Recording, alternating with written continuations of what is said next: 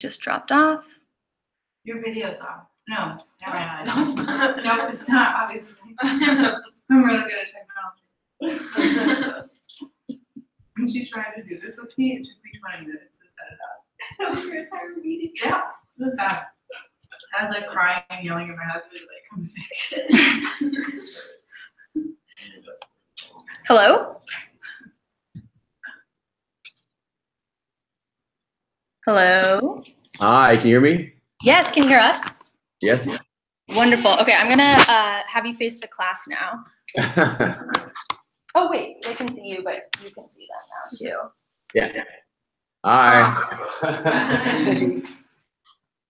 So thank you so much for calling in today. Sorry about the lighting.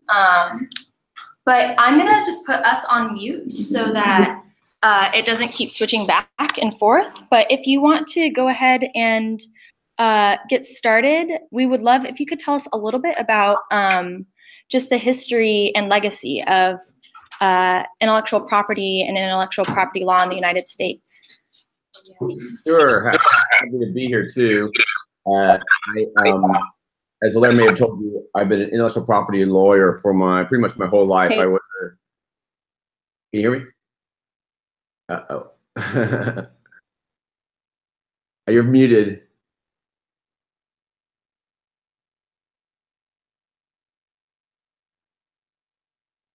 Okay, let's try that again. All right, that's good. So as Larry may have told you, I'm an intellectual property attorney. I've had a career for some 30-some years, and I love what I do. And I fell in love with it. I tried to be an engineer. That didn't work very well, and I fell into this as a thing I could do to help innovators and creators maximize their products, their value, their creations, their arts and creativity. And so I probably come to you as a sort of a biased observer, right, because of what I do. But I do that because of what I see as the value and practice, frankly, and in some ways artistry of this profession in helping other creators really maximize their life works. So, and I think that in particular was because when I started doing that and then learned more detailed about, especially the United States intellectual property system, which until and maybe even still, but that's an open question at the moment, has been a leader for the world of how to create a balanced system that both incentivizes creators to bring what they've done to the world, to the marketplaces, to others, and maximize their value, while at the same time balancing that against the public interest for new creation and not stifling the development of somebody else's ideas, not creating unnatural and unfair monopolies, and finding that right balance between reward and monopoly. So that's been the animating structure of the United States system, and it's something that I really strive in my practice. And one of the things that really drives throughout, no matter what field you look at, patent law or copyright law or trademark law, the various species of intellectual property. I think a lot of you in this class, naturally, the focus would be on copyright law. What I spend most of my life is on patent law, which is the protection of inventions. But the structure is very much the same between protecting inventions, protecting new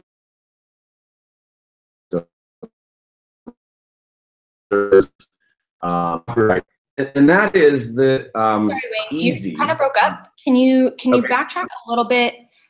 We lost you at the similarities between patent law and copyright.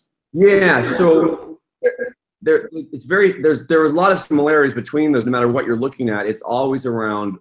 And what I was getting to is the difficulties are there's always fine issues the detail, it matters. And so whether someone's invention is sufficiently different and new from what came before it to merit a patent is very similar to figuring out is what somebody has written sufficiently different from what somebody else had written and in a new expression to deserve its own copyright.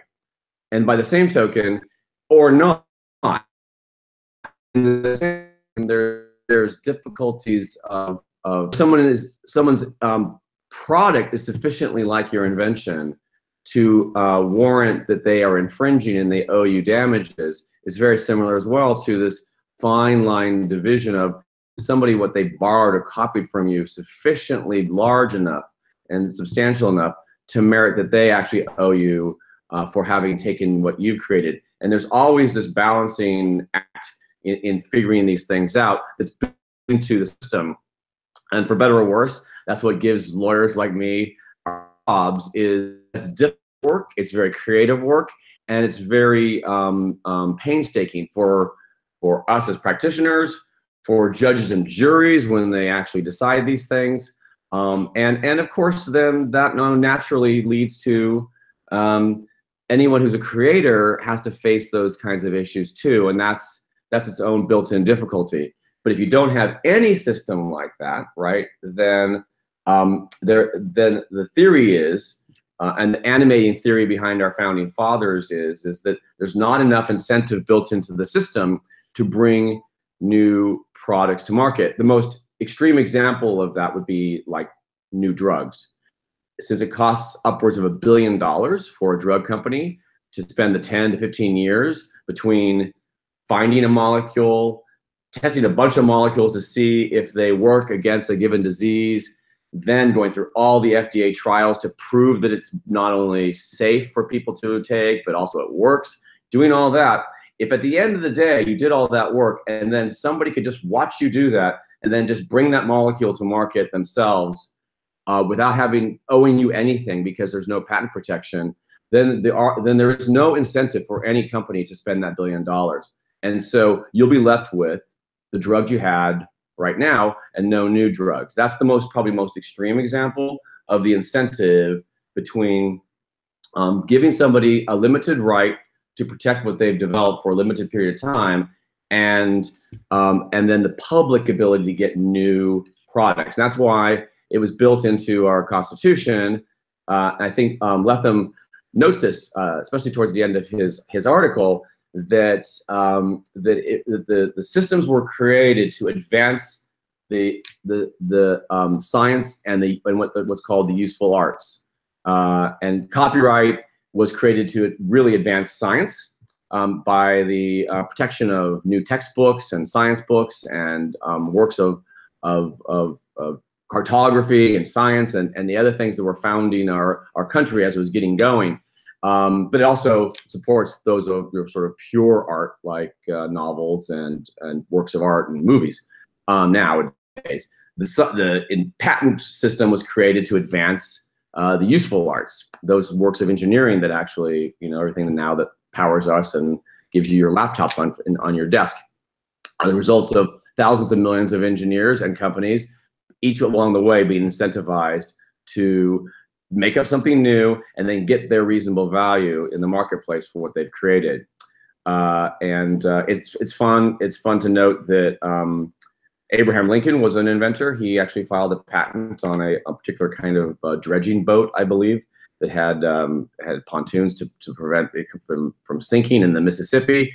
And he wrote famous words that the patent system, and it seems true for the copyright system, these systems add the fuel of interest, meaning money, to the fire of genius. And that it's that balance that propelled the United States to become from a sort of backwater agrarian economy in 1776 to being a world prodigy by 1900, so much that we had surpassed our parent, England, in terms of engineering prowess and technology and industrial might. So that's kind of the backdrop for the patent system. One little fact, I've been involved in lots of different debates, and you probably watched all the different debates in the last 10 to 15 years about the value of the patent system, in particular, copyright as well, and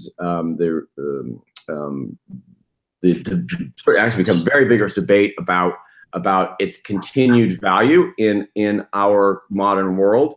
But going backwards, the patent system was intended not to be something for. You didn't have to. You're breaking up. Intended to. Oh, sorry. It was. Yeah. Okay. Could you back us up a little bit to like where patents looking forward? Yeah. Great. Thank you. So yes, what I was getting to is that patents were always intended to help the little guy actually against a big monopoly, so that if you have a patent, a single person against a big company who's stealing your ideas, you have a weapon that you wouldn't have normally, because otherwise large companies can just look at something and just copy it. And if you want to look at something that's happening right now like that, you have no further to look than the fights between Facebook and Snapchat. And as you may know, Facebook is just rapidly looking at everything that Snapchat comes out with, and Snapchat is now having to adjust the model to contend with this. But just, sorry, so Snapchat. Sorry, you broke up a little bit again. Snapchat is trying to contend with Facebook, or yes, because Facebook is just looking at what they do and rapidly copying it. Mm-hmm.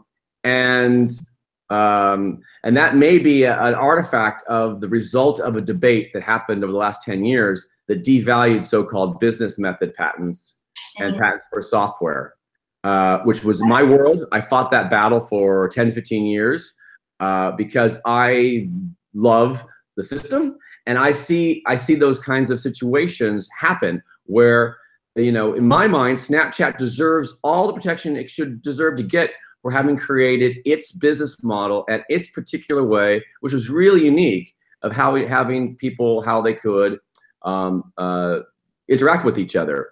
But without. Can I just put a pause here for a moment?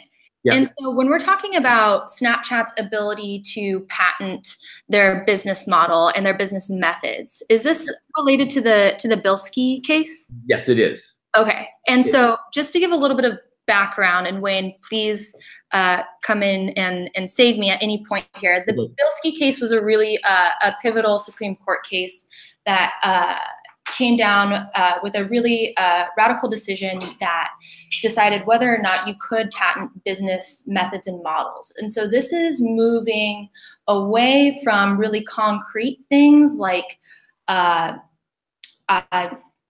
concrete inventions like mills or something that you can actually tangibly touch, to the more ephemeral things like how do we run this business? How do we organize all of this? Is that correct? That's right. And more broadly speaking, especially in the digital world, all the various ways apps work on your smartphone and your computers, and create new and novel ways for you to interact with other people and with digital information.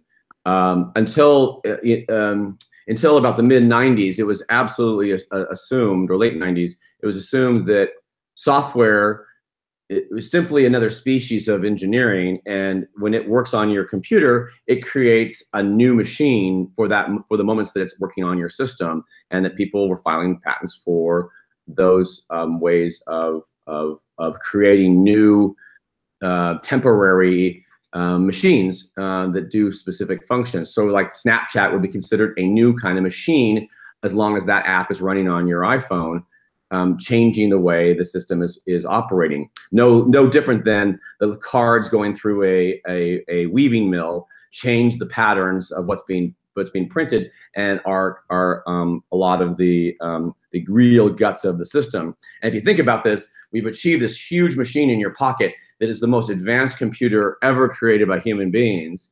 And it's really an all-purpose machine that every moment when you change and flick your finger is changing it into a new, completely different machine for that moment while you're working with it.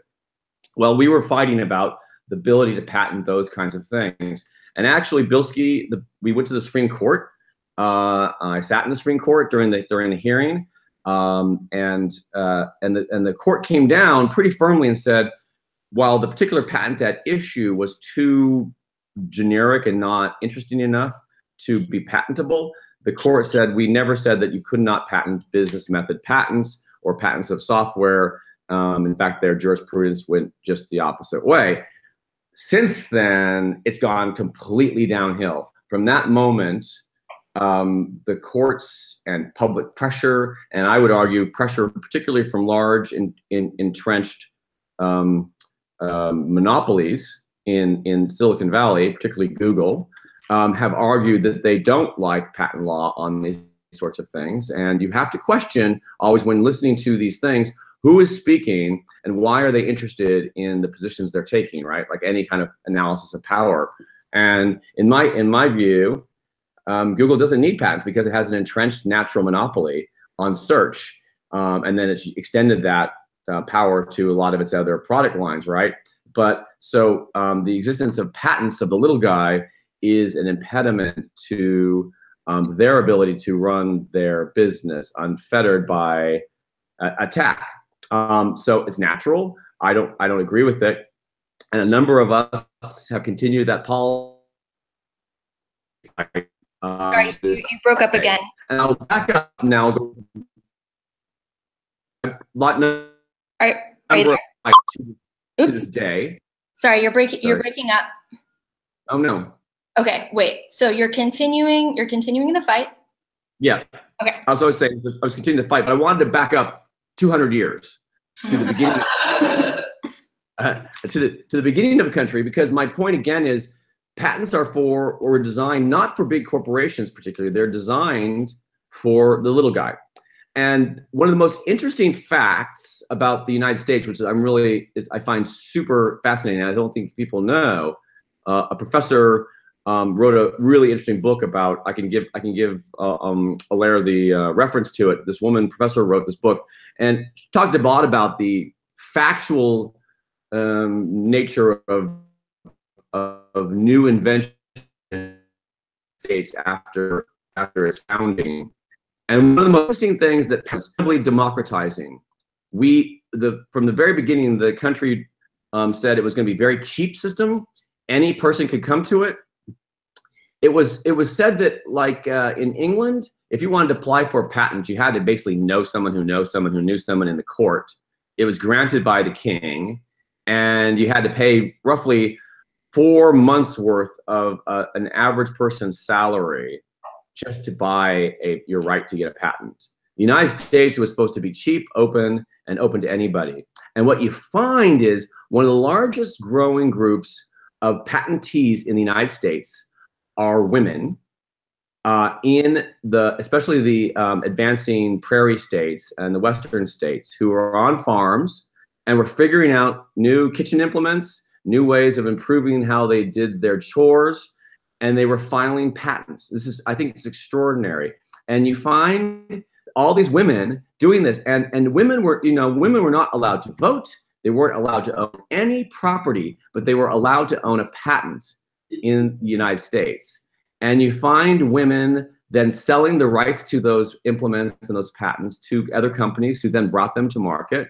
And so you have this burgeoning field of patent sales and what you could call patent trolls, people that were creating new devices and then suing people that were kept copying them.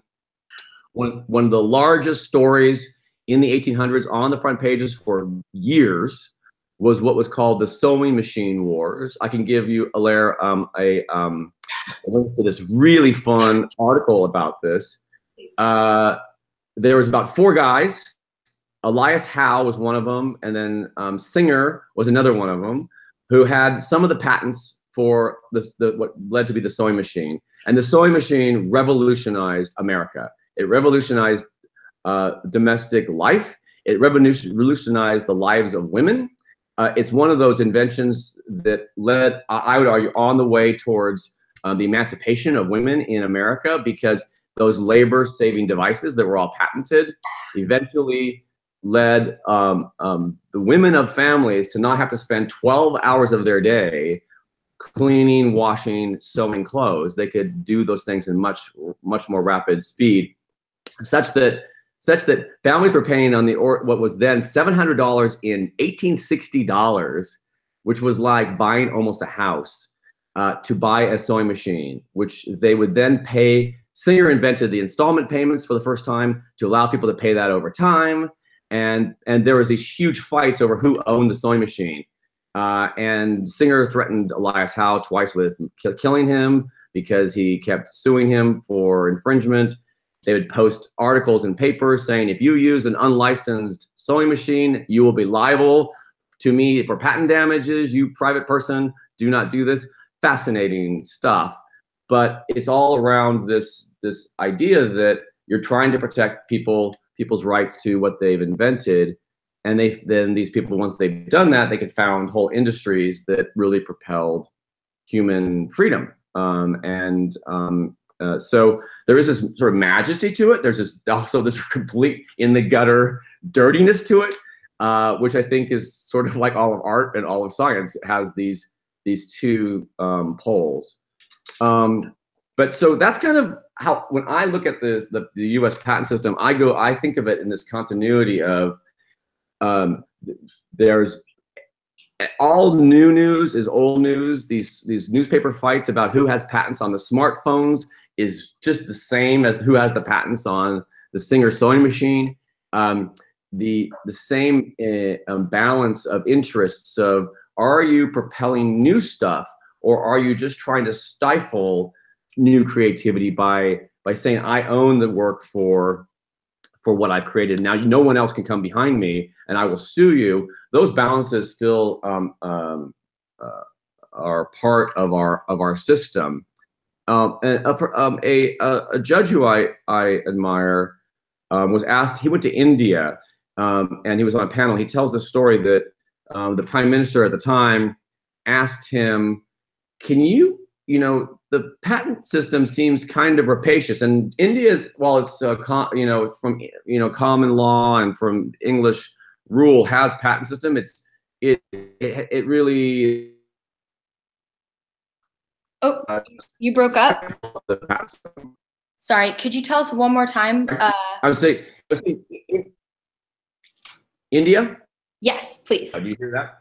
Yeah, so India is one of those countries that still remains a bit skeptical of the value of patents. It's slowly but surely improving its patent system. And he said, the prime minister challenged my judge to say, can you give me a compassionate argument for the patent system? And the judge thought for a minute, and he said, well, think of it this way. Every single thing you have in this world, look around, every work of creativity, every light bulb, every screw, every doorknob, every drug that's older than 20 years is free. It's free for anybody else to look at and copy. The patents only last 20 years. From the time that you first file. And after that, it becomes part of the public legacy and it's free for anybody to use. So in some sense, patented inventions are an intergenerational gift from one generation to the next. The generation who lives when the invention first came arise pay a little bit more for it to use it right now, knowing that in 20 years, it's free for everybody else to use thereafter.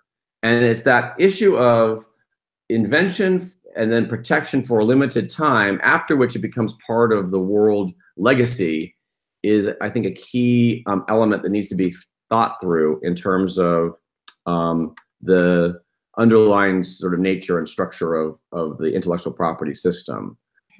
With that, I will kind of shut up and maybe we can ask questions, and because I'm very interested more in like what really is on people's tops of minds and what we can maybe have a discussion around. Great, thank you. Yeah, so let's go ahead and I'll turn it over to you guys. One like logistical thing. Let's try and just speak up and see if Wayne can hear it, and if not, we'll have to like come up and speak into the computer, or I can repeat. Yeah, you can repeat it. Yeah, too. Okay, great. Who's first? sorry, Dinah, I saw your hand first. Well, I have a question about the patents in medicine. Like, I know that the patent lasts 20 years, but is there any law that can protect us to how much it is needed for the company and the healthcare companies that created a molecule or a cure to something to get their money back on R&D and draw a line between greed and trying to recover their money back? You know what I mean? Mm-hmm. Like, because some people are dying of a disease and they can have access to medicine, and I understand how the healthcare system works, but at the same time, there's a thin line between trying to get their money back and some sort of income, and another one is just to greed. Yeah. Right. It's a great question, and it animates, and it's true most extremely for drugs, but it's true for all kinds of inventions, right? That again, there's that balance. The first simplest answer is that, you know, if anybody has patented a drug, for instance, they are free to charge what the market will bear for that drug. You can't really discuss that, especially in the United States, without backing up and saying how screwed up our health system still is in terms of incentives and how things get funded, and kind of the lack of control over just any drug costs. I mean, if you look at it, it's actually not even patented drugs. If you look at, there's these, I'm astounded by is how can companies charge like $600 a dose for diabetes, insulin that isn't patented anymore. It's not a patented drug. It's anybody can set up a shop and make insulin. So how can some of these companies who are really probably more entrenched monopolies in some ways do that regardless? So there's that problem, which is just built, which is we have to solve policy-wise in the system. And it's true, and a lot of drug companies came under fire during the 80s and 90s, during when I was really a young adult, and also learning about the patent system. AIDS was a disaster, and companies were racing to come up with new AIDS medicines, which now we have a miracle set of drugs that have changed everyone's lives regarding that. But I think Bristol Williams Squibb came up with AZT, and there was major worldwide disturbances and riots and arguments about that they were charging too much, and it was too expensive for the average patient, and it was literally killing people to not be able to get those drugs. And those fights were happening in Europe and in India and in the United States. And they did respond. I mean, they started pioneering a lot of work, which now is copied in a lot of other drug areas. Oh, you broke up again? Sorry. They sort of pioneered in response to a lot of that public outcry, different tiered pricing and compassionate programs for poorer patients, and trying, because they recognize the public relations disaster, right, that doing that might have. I think you always have to think about that the world is never perfect, and it takes time to work out some of these issues. That yes, some company might, and there's usually marketplace, not complete answers, but partial answers to some of these quandaries, in that ideally, if there's multiple companies are racing and they have different drugs for solving something like AIDS, and so there's choice and true choice for patients and doctors, there will be competition, and people will pay what. There's the shocking cure for hepatitis C that was developed. I think it's by Gilead, and what, one round of protection, which rids your body of something that will kill you eventually, is $160,000, and that sounds terrible, but it's like a certain week regimen, and after which you will not die. Where if you don't take that drug, you will. What is that drug worth? That's a question for the marketplace. Gilead would say, look, we spent $1 billion doing this, and it is worth that to patients to save their lives. If somebody else can come up with a better drug, we'll have more competition, and the prices may come down. And at 20 years, the prices will come down because it will then become a generic drug that others can copy as well. So those are all issues of the marketplace and policy and insurance and what people are willing to pay. How much would you be willing to pay to somebody that could, if you have a certain timeline to die, and otherwise, if you take this pill that they developed for you, you will live a normal, healthy life. That's a question, and I don't think the answer is free. But the answer may not be $160,000. It's a question of what's reasonable, and that's something that gets hashed out in policy and in the marketplace under the basis of, at bottom, I think Gilead should be entitled for the work and R&D they did to develop that kind of a miracle, right? And they will respond to public pressure too, which is another marketplace, right? So if people outcry too much, they will come up with programs, which they do have, sort of compassionate programs, sort of their own sort of insurance programs for people who really cannot afford their medicines, while still allowing them to get a reasonable profit on what they do. But your question is really well taken, is that there's always finding this balance between monopoly and reasonable return on risk taking.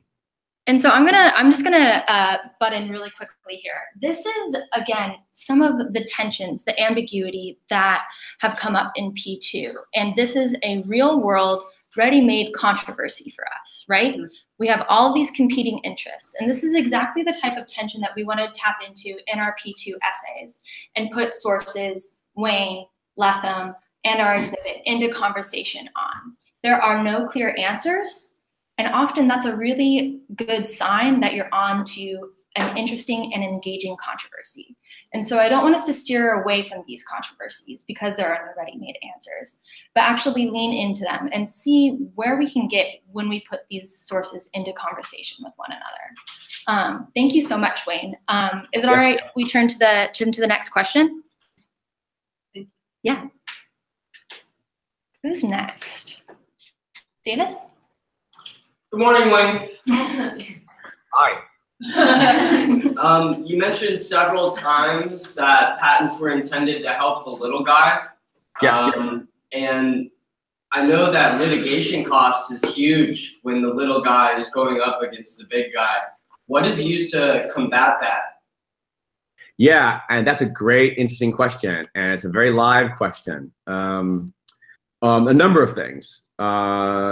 One of the most important is a large company like a Google might disparage them as ambulance chasers, or you may have heard the word patent troll or non-practicing entity or NPE. The whole where you sit on issues often is where you stand and where your money is and what your interests are, right? The other side of that question is, for the little guy who invented something that some big guy is stealing, oftentimes the answer is you sell the patent to somebody else who has that money, and you'll get some back royalties if they are successful in spending the millions of dollars it takes to fight those patent battles. And that's then becomes what's called a non-practicing entity. I actually ran one for a few years and was fighting those policy battles too. I don't shy away from interesting, challenging, on the edge kinds of issues.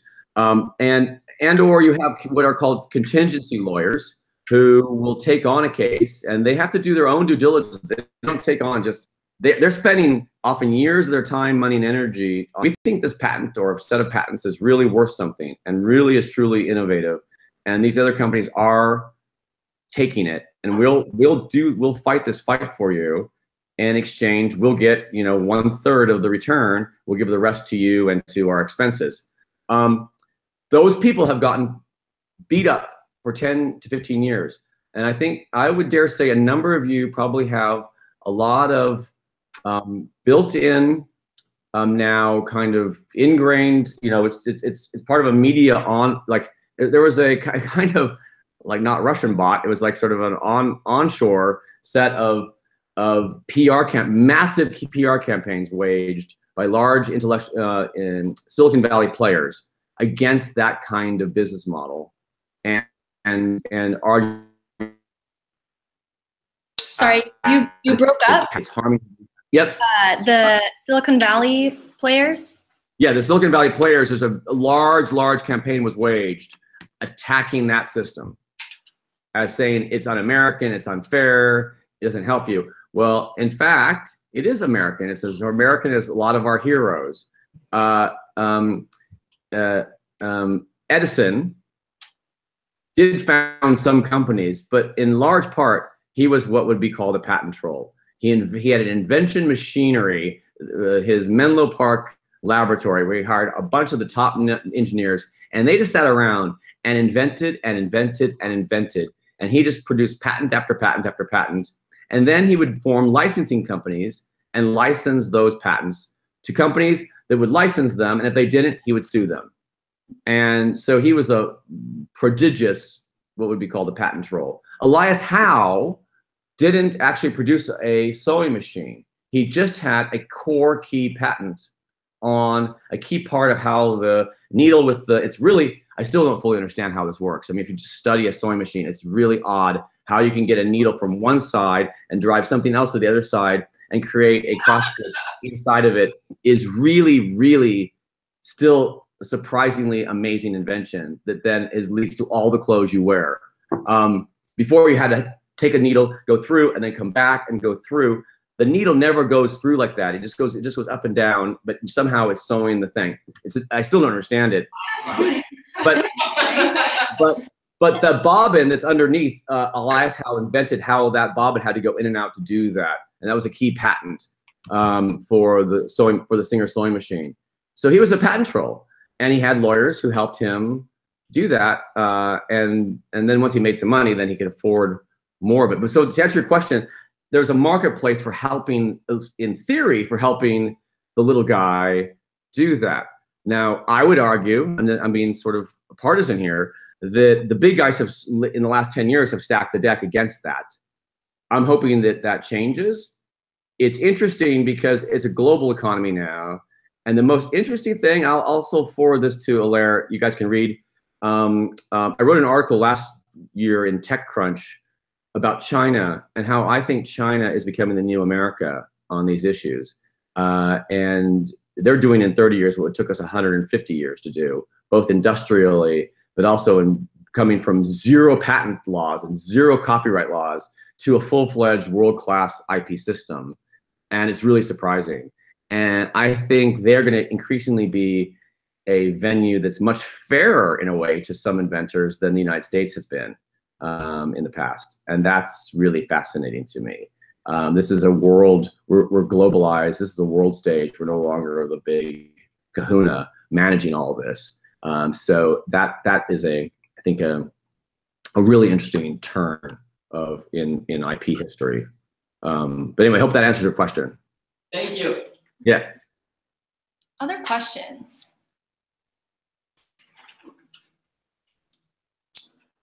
I know I saw other hands. Mm-hmm. I'll ask the question that goes directly into what I'm working on, so sorry if no one else cares. I'm doing a lot of research into the way that folklore is being included in music today. I recently read a really interesting article regarding Irish folk music and how it's becoming more popular and being used in mainstream pop music. And there's a tension between wanting to claim that culture as their own and somehow attribute it to someone in particular, which they really don't have a definitive source. I was just wondering in your work how looking at things like Irish folklore or Negro spirituals or other things that don't necessarily have a definitive source are being used. And if they're, I found out now that the UN has an organization that concentrates on folklore protection, I guess. Just what you might know about that, or any resources that I could look to for that? I don't know resources offhand. That's a really fascinating area, and it goes beyond music, right? In a lot of the world debates on what's called harmonization, bringing up like second and third world nations IP systems to be like the United States and or England or Europe's, and in the fights around that, a lot of the debate. Sorry, when you cut out about at a lot of the folkloric debate. medicine.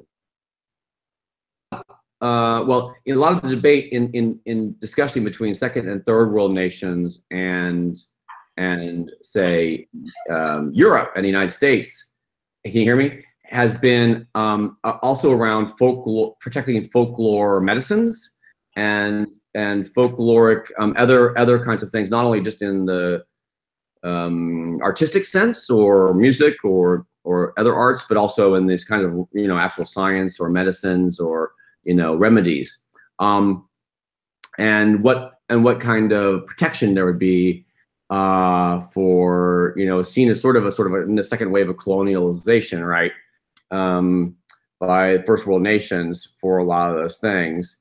I don't know firsthand sources on that. It's definitely a key issue, and something that's been with us sort of a sense forever was Irish and Scottish and African, right? And a lot of our blues and rock are really sort of came from a lot of those sources from the Appalachia and the South that kind of melded together, and so there's a lot of, obviously, sort of how Lethem would no doubt put it, a lot of just complete sort of copying and recopying and intertwining between what was old and creating some kind of new form. But so that's sort of a very challenging thing. I think it's interesting to for a country or a region to try to figure out who was there an actual source for a particular folk song or something is probably very difficult. Well, one thing isn't necessarily I think they understand the difficulty in grasping a source, but they also want to make sure that the value is held in the culture, and you can't copyright the culture or patent. Right. That's right. And so that's a difficulty. Under copyright law, the copyrights for a lot of those things would have been long dead. I think Lethem would argue that's sort of a gift from that culture to the modern world, and as long as people really appropriately attribute it, and or people remind that, hey, artist, you didn't create that tune. That's Irish from like the 1400s, and there are people that go and do that and kind of puncture the egos and remind where the value came from. That's one thing about source. There's a whole other area of source that's still a very live topic, which is everything from Swiss cheese to Bologna salami to Napa wines, about the ability to name something as coming from that particular region as a food in particular, and the controls that what we call geographical indications are that region can control and say, no, it is Kraft, you are making something that's like Swiss cheese, but it is actually not from Switzerland. It's not Swiss cheese, and that's a continuing similar debate, right, in the more sort of prosaic food area, which is still being fought out as well. And increasingly, they're winning those battles. That champagne only comes from the Champagne region; it's otherwise sparkling wine, and that you have to fighting those. They're often again, it goes back to, it's often in the details, right? It's working out, is it like this or not? How similar is it to what came before or not? Is it true? Is it newer, or is it really just a complete borrowing from the past? And that really kind of animates all these debates. Thank you. Mm-hmm. One last question, Matt. Thanks, Wayne, for the talk. The Jefferson, it's in the Thomas Jefferson is the one who says that it's meant to promote the science and the arts. Yeah. and that's on the copyright.org web, on their webpage. There's what I would say, I guess there's more at stake in the patent office than in the copyright realm. In the sort of moral and social implications. So the idea of creating something in the copyright realm in music or arts, is that, I mean, are these worlds really the same as they, in copyright, shouldn't there be more sort of leniency? Is this where you get into fair use? Because, Yeah. Okay, because patents, you obviously wouldn't have that sort of leniency for something like fair use is after 15 years. Or yeah, although there are sort of similar doctrines in some sense with patent law as well, in terms of experimental uses, the ability for universities and people doing research to use, say, a patented idea to test it. If you're just using it just to build something better than what it did, there is sort of there built into the system. Experimental use, are funded. The patent office has a $4 billion or $2 billion. It's like a multi-billion-dollar budget. It has 7,000 employees. It's one of the biggest branches of government, and beyond that, the whole tier of all the lawyers and courts that are centered completely around solving debates around patented use is immense. It's a $50 billion industry in the United States just managing probably that all those efforts. On the other hand, the Copyright Office is a branch of the Library of Congress. It's constantly fighting for some money. It doesn't even have an advanced system for registering copyrights as of yet, online, and it's very rudimentary. And there's not the same kinds of battles being waged. Sorry, we lost you. We lost you at the same kind of battles. So you don't have the same kinds of $100 million battles. You do have some of these things with, say, Bruno Mars or Robin Thicke or Taylor Swift, being claimed to have stolen somebody's riff. But it's not.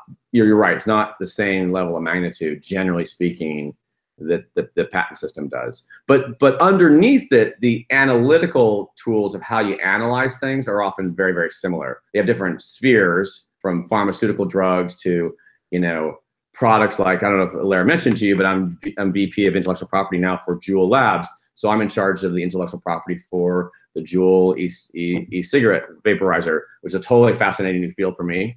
But it's much more of a consumer product. That to a song, there is obviously massive differences in the subject matter, but the analytics of, is it like something or is it more different than something, are really at bottom very much the same analysis.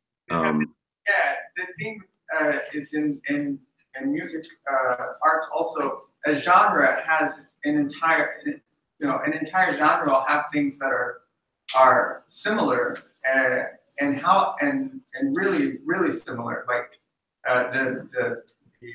so it's for the copyright, there seems to be more gray area, I think, at least what I'm seeing, because it's really hard to patent those sorts of things or to copyright, and you really aren't able to. The idea is I mean, that's from the idea that you couldn't patent a genre is from one of the legal briefs from the Copyright Board webpage. Like, they're winning suits for trying to patent a style, an entire style.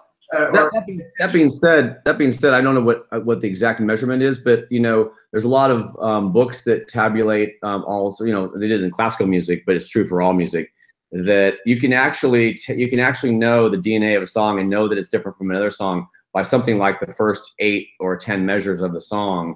That it's most songs deviate in some significant way because even though we think everything's been written, everything's the same, and it all sounds the same, people still are coming up with new tunes and new melody lines that are different given how many notes we have and where you can go with them.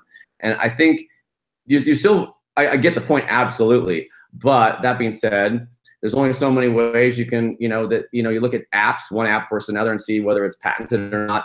It's often very fine differences. There's a lot of commonalities on any one. Difference between Snapchat and Facebook, very, very subtle differences. A lot of the stuff is very much the same, and I think that's the same in copyright or music. Is there's a lot of background similarity or noise, and then what are the couple key things that make this song different than that app different than that app, or this product, this particular mouse different than that particular computer mouse. Those things are all fine to comparison often.